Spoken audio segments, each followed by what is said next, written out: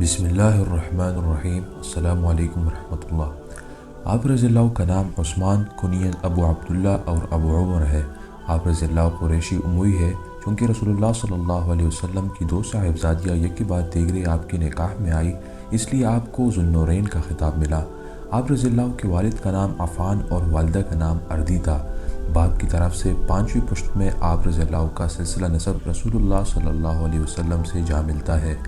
آپ کی عمر اور پیدائش کے بارے میں مورخین میں اختلاف پایا جاتا ہے۔ زیادہ تر مورخین نے آپ رضی اللہ کی عمر 75 سال بتائی ہے۔ اس حساب سے آپ کا سن پیدائش 40 قبل ہجری بنتا ہے۔ آپ کے والد عفان اور بنی امیہ کا پورا خاندان ابتدا ہی سے تجارت پیشہ تھا۔ ان کے تجارتی قافلے شام جایا کرتے تھے، چنانچہ حضرت عثمان رضی اللہ تعالیٰ عنہ ایک کھاتے پیتے گھرانے سے تعلق رکھتے تھے۔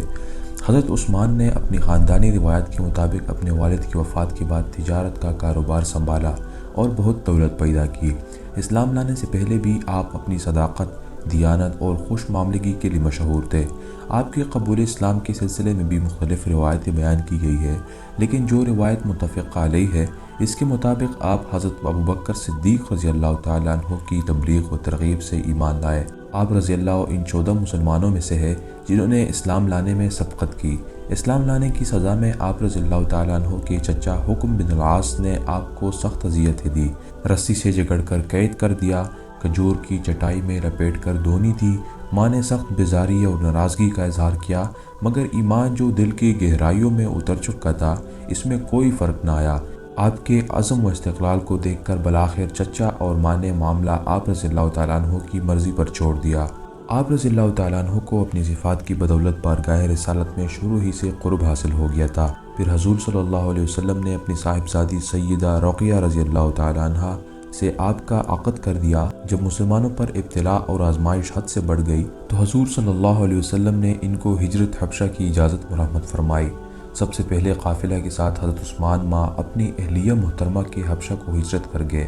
کچھ عرصہ کے بعد واپس آئے، لیکن دوبارہ حبشہ کی طرف ہجرت کی۔ جب رسول اللہ صلی اللہ علیہ وسلم نے مسلمانوں کو مدینہ کی طرف ہجرت کرنے کا حکم دیا تو آپ ماں اپنی زوجہ محترمہ کے مدینہ آ گئے۔ یہاں پانی کی شدید قلت تھی۔ آپ رضی اللہ تعالیٰ عنہ نے ایک یہودی سے میٹھے پانی کے عظیم کنویں کو بھاری قیمت میں خرید کر مسلمانوں کے لیے وقف کر دیا۔ اسلام لانے کے بعد سے آپ کی تمام دولت اور ساری زندگی اسلام کی اعانت، مسلمانوں کی خدمت اور اللہ کی دین کی تبلیغ و حمایت میں صرف ہوئی۔ غزوہ بدر کے دوران آپ کی زوجہ محترمہ شدید حلیل تھی، جس کی وجہ سے آپ جنگ بدر میں شریک نہ ہو سکے۔ جس دن فتح کی خبر مدینہ پہنچی، اس روز حضرت رقیہ رضی اللہ تعالیٰ عنہ نے وفات پائی۔ آپ کو بے حد ملال ہوا، ایک تو غزوہ بدر میں شامل نہ ہونے کا ملال اور دوسرا دامادی رسول صلی اللہ علیہ وسلم ٹوٹ جانے کا غم۔ 624 عیسوی میں حضور صلی اللہ علیہ وسلم نے اپنی دوسری صاحبزادی حضرت ام کلثوم کو آپ کی زوجیت میں دے دیا۔ اس طرح حضور صلی اللہ علیہ وسلم کی دامادی کا شرف آپ کو دوبارہ حاصل ہوا، جس کی وجہ سے آپ کو لقب ذو النورین عطا ہوا۔ اس کے بعد جنگ احد اور دیگر تمام غزوات میں آپ رضی اللہ تعالیٰ عنہ شریک رہے۔ غزوہ احد کے بعد غزوہ ذات الرفاح پیش آیا تو رسول اللہ صلی اللہ علیہ وسلم نے حضرت عثمان کو اپنی قائم مقامی کا شرف بخشا، اور یہ بہت بڑا شرف تھا۔ حدیبیہ کے موقع پر حضور اقدس صلی اللہ علیہ وسلم نے حضرت عثمان کو قریش کے پاس اپنا سفیر بنا کر بھیجا، چونکہ آپ بنو امیہ اور قریش کی نگاہ میں نہایت محترم و معزز تھے۔ علاوہ ازیں آپ رضی اللہ میں حلم، بردباری، نرمی، وسعت نظر اور حسن اخلاق کی صفات تھی، جس کی اس وقت ضرورت تھی۔ قریش نے آپ کو روک لیا، جس کی وجہ سے یہ افواہ پھیل گئی کہ آپ رضی اللہ تعالیٰ عنہ شہید کر دیے گئے ہیں۔ جب حضور صلی اللہ علیہ وسلم کو معلوم ہوا کہ قریش نے حضرت عثمان کے ساتھ دغا کی ہے تو آپ نے جہاد و نصرت کے لیے مسلمانوں سے بیعت لی، جو بیعت رضوان کہلاتی ہے۔ اس موقع پر رسول اللہ صلی اللہ علیہ وسلم نے اپنے بائیں ہاتھ کو اپنے دائیں ہاتھ پر مار کر اور اس طرح حضرت عثمان کی طرف سے بیعت لی۔ حضرت عثمان صرف دولت مند ہی نہیں تھے، نہایت فیاض اور دریا دل بھی تھے۔ آپ نے اللہ کی راہ میں بے دریغ اپنی دولت خرچ کی۔ حضور صلی اللہ علیہ وسلم نے بار بار آپ کو جنت کی بشارت دی۔ غزوہ تبوک کے وقت جب رسول اللہ صلی اللہ علیہ وسلم نے مسلمانوں سے اللہ کی راہ میں مدد کرنے کے لیے کہا تو حضرت عثمان نے 1/3 فوج کی تیاری کا خرچ اپنے ذمہ لے لیا اور 1000 اونٹ، 70 گھوڑے ساز و سامان کے ساتھ اور 1000 دینار نقد حضور صلی اللہ علیہ وسلم کی خدمت میں پیش کیے۔ حضور صلی اللہ علیہ وسلم نے خوش ہو کر فرمایا، آج کے بعد عثمان کا کوئی کام اس کو نقصان نہیں پہنچائے گا۔ جب حضرت ابوبکر صدیق رضی اللہ تعالیٰ عنہ کے لیے بیعت ہوئی تو حضرت عثمان نے فوراً آگے بڑھ کر بیعت کی اور زندگی بھر حضرت ابوبکر صدیق رضی اللہ تعالیٰ عنہ کی مخلص رفیق، محرم راز اور مشیر رہے۔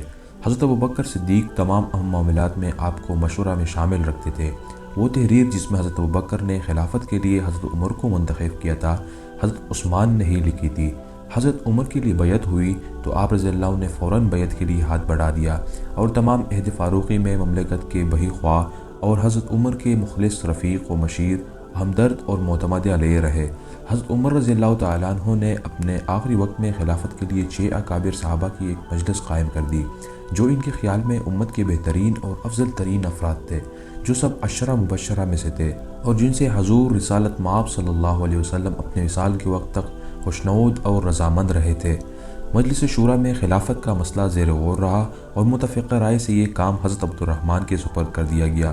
حضرت عبد الرحمن نے یہ تجویز پیش کی کہ 3 ارکان باقی 3 ارکان کے حق میں دستبردار ہو جائے تاکہ امیدواروں کا حلقہ محدود ہو جائے۔ چنانچہ اس طریقے سے حضرت علی رضی اللہ تعالیٰ عنہ، حضرت عبد الرحمن رضی اللہ تعالیٰ عنہ اور حضرت عثمان رضی اللہ تعالیٰ عنہ منتخب ہوئے۔ حضرت عبد الرحمن پہلے ہی اپنی دستبرداری کا اعلان کر چکے تھے، لہٰذا انتخاب خلیفہ کا معاملہ اب حضرت عثمان اور حضرت علی کے درمیان رہ گیا۔ آخر فیصلہ حضرت عثمان کے حق میں ہوا۔ خلیفہ مقرر ہوتے ہی جو پہلا مقدمہ آپ کے سامنے پیش ہوا وہ آپ کی بہت بڑی آزمائش تھی۔ یہ عبداللہ بن عمر رضی اللہ تعالیٰ عنہ کا معاملہ تھا جن کو قتل کے جرم میں آپ کے سامنے پیش کیا گیا۔ عبداللہ بن عمر نے اپنے والد کے قتل کے مجرموں کو ان کی گفتگو سن کر اور پہچان کر قتل کر دیا تھا۔ حضرت عثمان نے صحابہ کرام سے مشورہ کرنے کے بعد مقتولین کا ولی بن کر قاتل کو معاف کر کے اپنے مال سے خون بہا ادا کر دیا۔ حضرت عثمان رضی اللہ تعالیٰ عنہ نہایت فیاض اور دریا دل واقع ہوئے تھے۔ خلیفہ ہونے کے بعد آپ کی یہ صفت اور نمایاں ہو گئی۔ آپ رضی اللہ نے عہد فاروقی کے وظیفوں میں اضافہ کر دیا اور صحابہ کو گراں قدر عطیات دیے۔ انہوں نے مسجد نبوی کی توسیع کے لیے زمین خریدی۔ غزوہ تبوک کے موقع پر تہائی فوج کے اخراجات کی کفالت اور اس کے علاوہ رقم کی پیشکش اس کی نمایاں مثالیں ہیں۔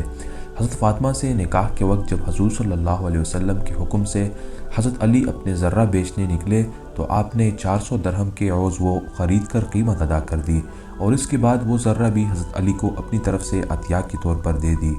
حضرت علی رضی اللہ تعالیٰ عنہ نے یہ واقعہ حضور کو سنایا تو آپ خوش ہوئے اور حضرت عثمان کے حق میں دعائے خیر فرمائی۔ عرض یہ کہ اس قسم کے آپ کے بے شمار واقعات تاریخ میں موجود ہے اور ایسے ہی مواقع پر بارہا حضور صلی اللہ علیہ وسلم نے آپ کو جنت کی بشارت دی۔ حضرت عمر رضی اللہ تعالیٰ عنہ کے زمانے میں جب مدینہ کے قریب و جوار میں قحط اور خشکسالی کی وجہ سے لوگ سخت پریشان تھے اور مدینہ کی مضافات میں آ کر جمع ہو گئے تھے، حضرت عمر دن رات اس انتظام اور فکر میں لگے رہتے تھے۔ اس دوران ایک دن خبر ملی کہ اناج سے لدا ہوا اونٹوں کا ایک بڑا قافلہ مدینہ کی سمت آ رہا ہے۔ حضرت عمر رضی اللہ تعالیٰ عنہ خبر ملتے ہی فوراً موقع پر پہنچ گئے اور دریافت کرنے پر معلوم ہوا کہ قافلہ حضرت عثمان کا ہے۔ آپ حضرت عثمان کے پاس پہنچے اور ان سے کہا کہ وہ یہ اناج ان کے ہاتھ فروخت کر دے۔ حضرت عثمان نے انکار کر دیا۔ حضرت عمر رضی اللہ تعالیٰ عنہ نے قحط کی وجہ سے اناج کی جو شدید ضرورت پیدا ہو گئی تھی اس کا ذکر کیا۔ حضرت عثمان نے پوچھا آپ کتنا منافع دیں گے؟ حضرت عمر کو اس بات سے سخت حیرت بھی ہوئی اور ناگواری بھی، لیکن ضرورت کے تحت دگنی اور 3 گنی قیمت دینے کا کہا، مگر حضرت عثمان نے انکار کر دیا۔ حضرت عثمان نے فرمایا بے شک آپ امیر المومنین ہیں، آپ کو اس کا اختیار ہے۔ حضرت عمر یہ سن کر غصے میں وہاں سے چلے آئے اور سوچنے لگے کہ کیا کیا جائے۔ حضرت عمر کے وہاں سے ہٹتے ہی حضرت عثمان نے اناج کا وہ پورا کا پورا قافلہ فی سبیل اللہ خیرات کر دیا اور حضرت عمر سے فرمایا کہ آپ مجھے اتنی قیمت نہیں دے سکتے تھے جتنی اس کے عوض اللہ تعالیٰ مجھے اجر عطا فرمائے گا، اس لیے میں نے آپ کے ہاتھ غلہ فروخت نہیں کیا۔ 1 سال تک آپ نے حضرت عمر کے مقرر کردہ گورنروں و عاملوں کو برقرار رکھا، لیکن اس کے بعد ان کے جگہ نئے حاکم مقرر کرنا شروع کر دیے جن میں اکثریت امویوں کی تھی۔ آپ کی خلافت کے پہلے 6 سال تک ہر جگہ امن و سکون رہا، لیکن اس کے بعد کچھ نئے عاملوں کی بدعنوانیوں اور کچھ تخریبی کارروائیوں کی بنا پر حضرت عثمان سے شکایات پیدا ہونے لگی۔ حضرت عثمان کو جب اس کا علم ہوا تو ایک طرف آپ نے تحقیقی حال کے لیے اپنے نمائندے روانہ کیے اور دوسری طرف صدر مقامات کے مسلمانوں کو ایک مراسلہ ارسال کیا جس میں اس بات کی دعوت دی گئی تھی کہ جن لوگوں کے ساتھ گورنروں اور حاکموں نے کوئی زیادتی کی ہو وہ حج کے موقع پر آ کر امیر المومنین اور گورنروں کی روبرو اپنی شکایات پیش کرے۔ حضرت عثمان رضی اللہ تعالیٰ عنہ کا ایک بہت بڑا کارنامہ اور فضیلت یہ ہے کہ آپ جامع قرآن ہے۔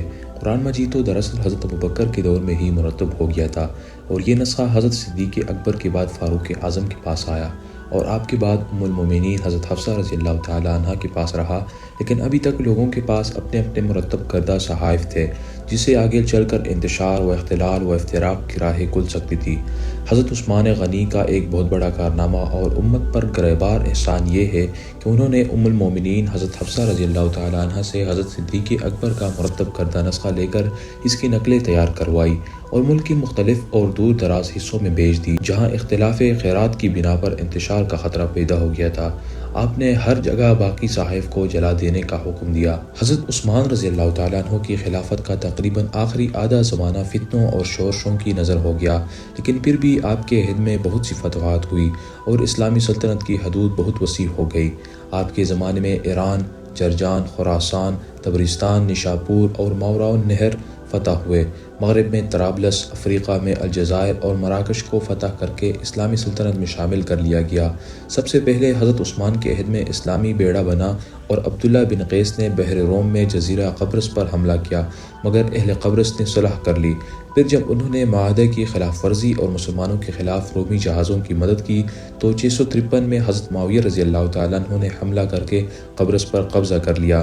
651 میں قیصر روم نے ایک زبردست بیڑا تیار کر کے شام کے ساحلوں پر حملے کرنے کی غرض سے روانہ کیا تو عبداللہ بن سرح نے آگے بڑھ کر مقابلہ کیا اور زبردست جنگ کے بعد رومی بیڑے کو شکست دے کر منتشر کر دیا۔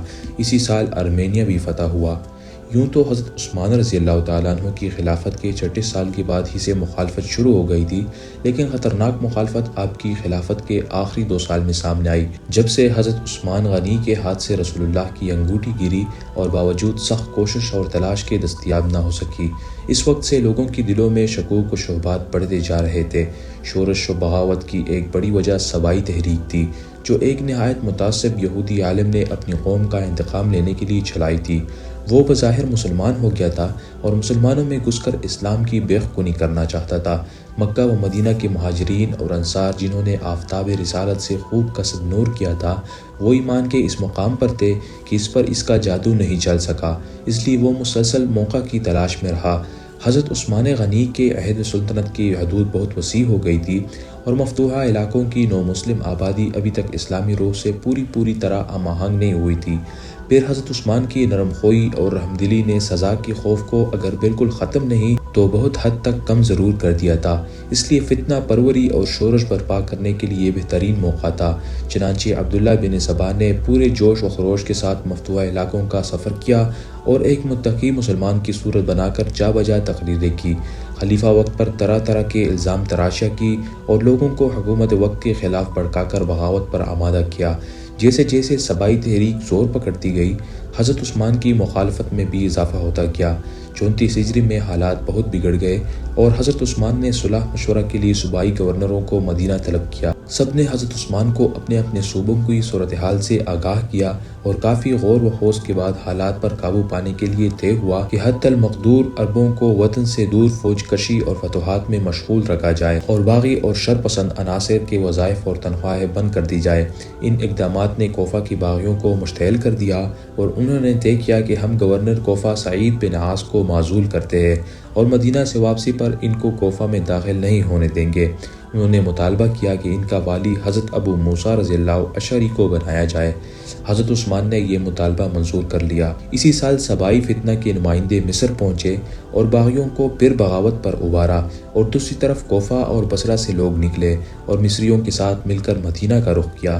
ان کے مقصد کا اطلاع جب مدینہ پہنچی تو صحابہ رسول صلی اللہ علیہ وسلم نائب رسول کی حفاظت کے لیے اپنی اپنی جماعتوں کے ساتھ مدینہ سے باہر نکل آئے اور حفاظتی چوکیاں قائم کر لی۔ حضرت عثمان کے کہنے پر حضرت علی نے جا کر باغیوں کو سمجھایا اور انہیں مطمئن کر دیا، چنانچہ لوگ اپنے اپنے شہروں کو واپس لوٹ گئے۔